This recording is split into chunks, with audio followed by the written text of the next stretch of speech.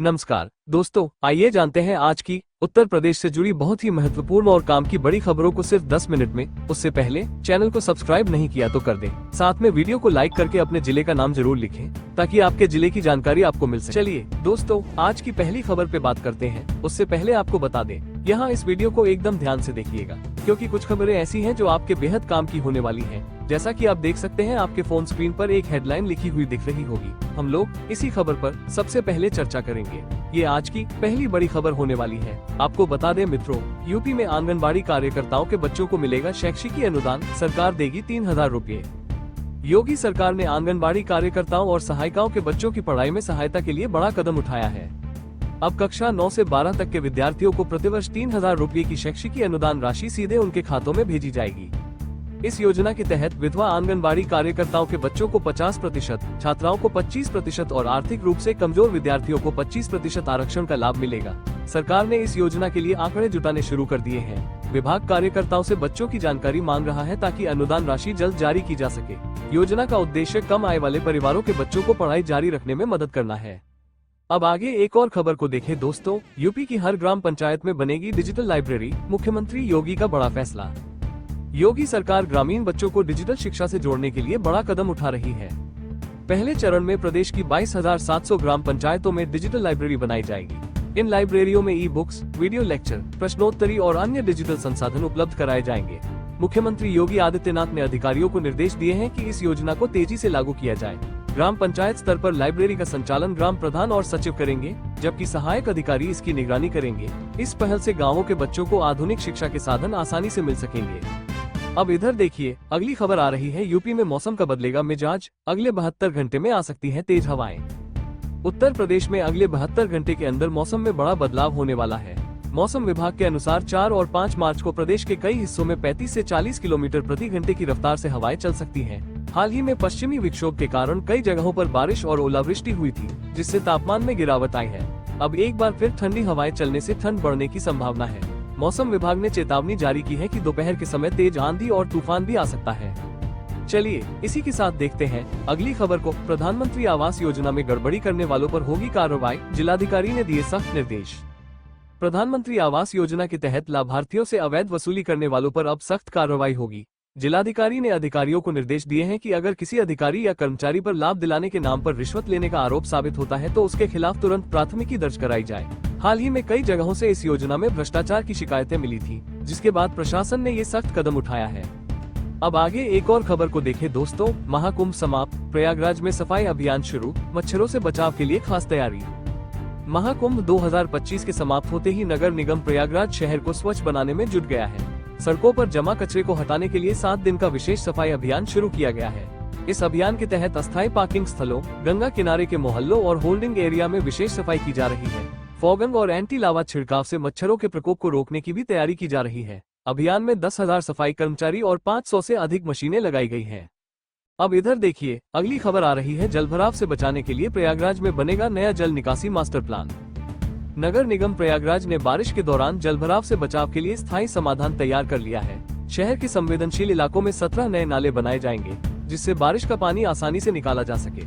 प्रमुख सचिव नगर विकास के आदेश पर यह योजना तैयार की गई है। शासन ने इस परियोजना के लिए बजट में 1000 करोड़ रुपए का प्रावधान किया है। जल्द ही नालों के निर्माण के लिए टेंडर जारी किया जाएगा। चलिए इसी के साथ देखते हैं अगली खबर को। IITian बाबा अभय सिंह गिरफ्तार, नशीले पदार्थों के साथ पकड़े गए। जयपुर पुलिस ने IITian बाबा अभय सिंह को हिरासत में लिया है। उन्होंने सोशल मीडिया पर आत्महत्या करने की धमकी दी थी, जिसके बाद पुलिस ने उनकी लोकेशन ट्रेस कर उन्हें जयपुर के रिद्धि सिद्धि इलाके के एक होटल से पकड़ा।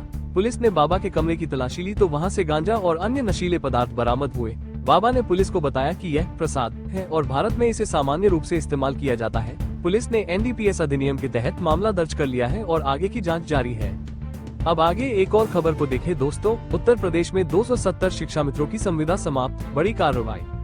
उत्तर प्रदेश के स्कूल शिक्षा महानिदेशक कंचन वर्मा ने 270 शिक्षा मित्रों की संविदा समाप्त करने के आदेश जारी किए हैं। ये सभी शिक्षा मित्र लंबे समय से अवैतनिक अवकाश पर थे और स्कूल जाने के बजाय अन्य कार्यों में सम्मिलित पाए गए। इन शिक्षा मित्रों की अलग अलग जिलों में तैनाती थी। सरकार ने साफ कर दिया है कि जो शिक्षक अपने कर्तव्यों का पालन नहीं कर रहे, उनके खिलाफ सख्त कार्रवाई होगी। इस फैसले से शिक्षा मित्रों में हड़कंप मच गया है और वे सरकार के फैसले पर पुनर्विचार की मांग कर रहे हैं। अब इधर देखिए, अगली खबर आ रही है। यूपी के 8,000 किसानों को बड़ा झटका, लौटानी होगी किसान सम्मान निधि।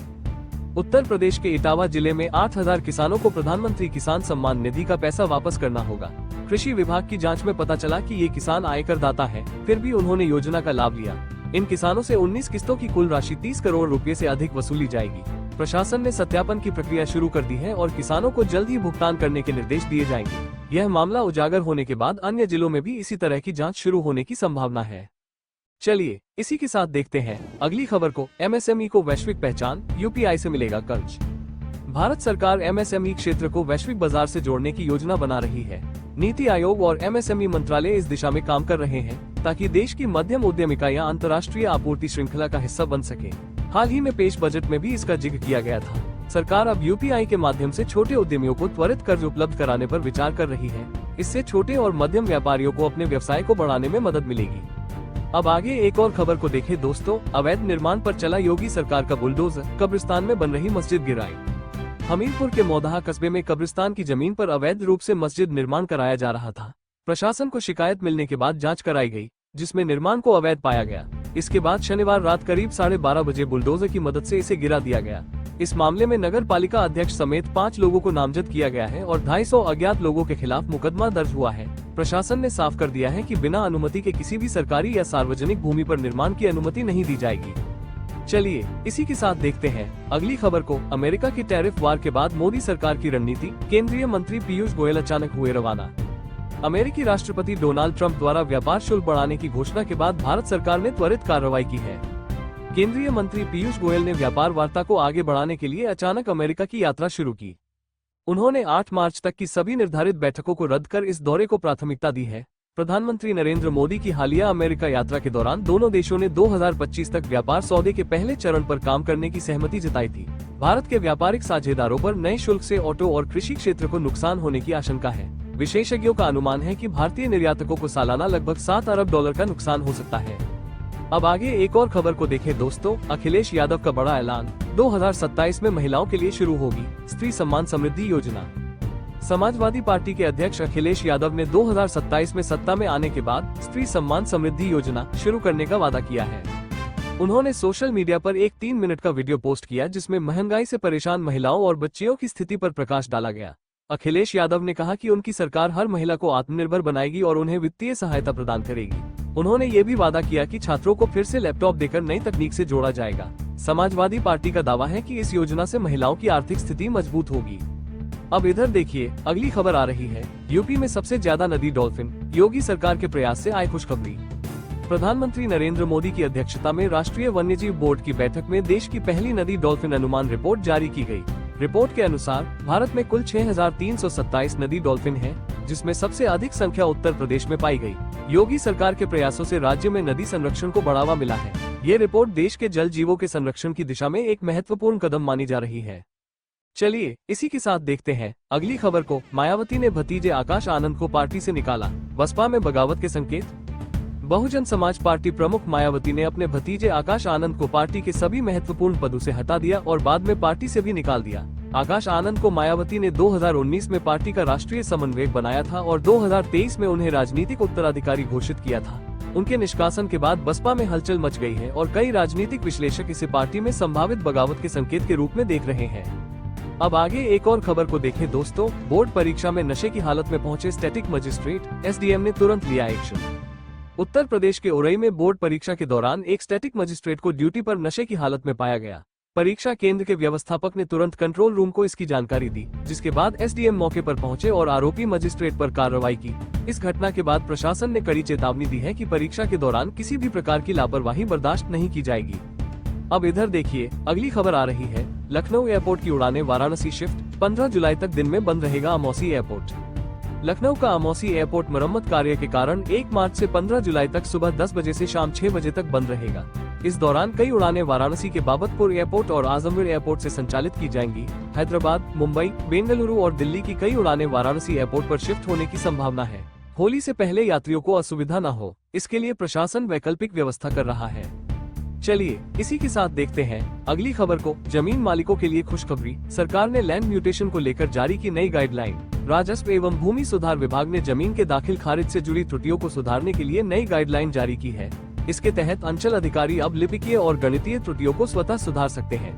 ये प्रक्रिया ऑनलाइन माध्यम से की जाएगी, जिससे जमीन मालिकों को बार बार कार्यालयों के चक्कर नहीं लगाने पड़ेंगे। सरकार का दावा है कि इससे भूमि संबंधी विवादों में कमी आएगी और लोगों को त्वरित समाधान मिलेगा।